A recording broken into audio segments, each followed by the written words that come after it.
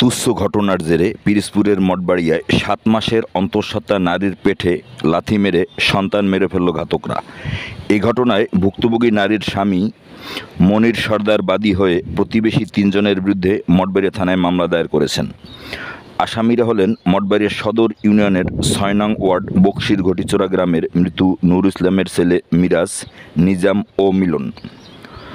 মনির হোসেন ওরফে বাহাদুর একই গ্রামের মৃত লাল মিয়া সর্দারের ছেলে। বিস্তারিত শুনুন ভুক্তভোগীদের মুখে। সন্ধ্যাবেলা গেছে দোকানে 300-350 টাকা পাইবে। দোকানে খাইছে। কে পাইবে? মিরাজ। মিরাজ কি করে? ওই গাছের কাম করে, দোকানও করে। ও মানে মিরাজের হলো দোকান, মিরাজ 300 টাকা 350 টাকা পাবে। হ্যাঁ, তো তাই হে কইছে যে মানে এত টাকা কই না, এখন দিয়ে যাবে, তোর গরিবের মোবাইল দিয়ে যাবে। কইছে না কাল দিমু, কই হে আজ দিয়েছে। আইয়ে ঘুম পড়ছে, আমি তো অসুস্থ হই, টাইম নে উঠে ঘুমে তো জামাই বুঝি মিরাজের কটার সময় আরে ঢুকলো কেমনে? ঘরের দরজা খুলে না, গরম কাল 10:30-11টা বাজে গেলে।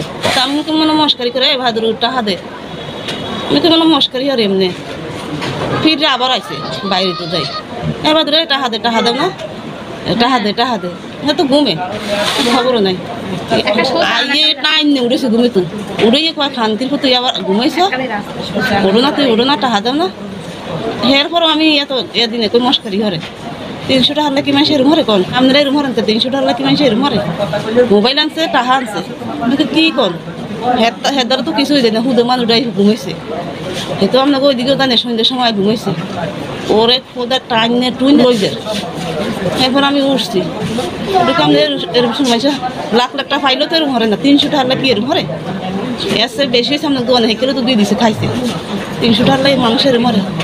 শহর সত মারানি খান্তি মাগি এর মাধ্যমে ওরা দূরে দিয়েছে পেট ফাঁসাই হেকেলে দিয়েছে তো না। মুই এত তবেত করতে নেই, ফাইডের মধ্যে এত কিছু মানে বুঝি নেই, দূরে দিছে যেন বাই আছে 4-5টা আগে বলাইছে, বাইরে বোর করে বলাইছে, বলাই টাইম নিয়ে উঠে নেই ইচ্ছে মতো মারছে আমার স্বামীরে মাইটে পুকুর মাইতে লই গেছে। হ্যাঁ ট্যাংরে মানুষের, আমি যে অসুস্থ না, মানুষের 100-200-300-400 টাকা দিচ্ছে, এরকম 2000 টাকা ট্যাংরে দিয়েছে।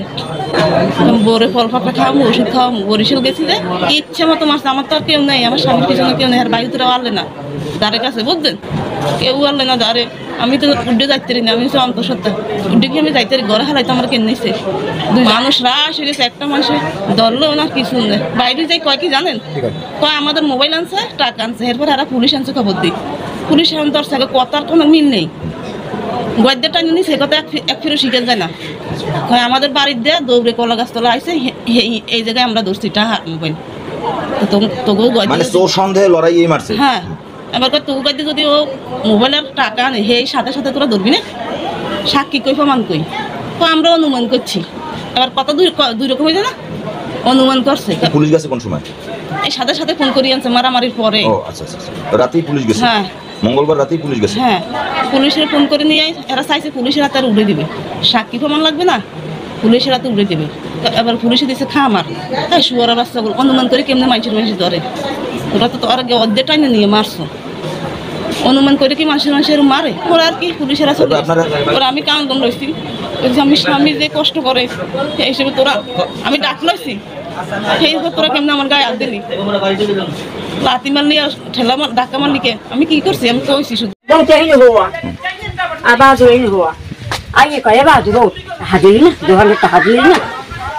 অত ঘুম টাকা দিলি না, এই টাইম নিয়ে উঠেছে, উঠেই এখন লই গেছে নিয়ে তো হইলে বই কি গেছে,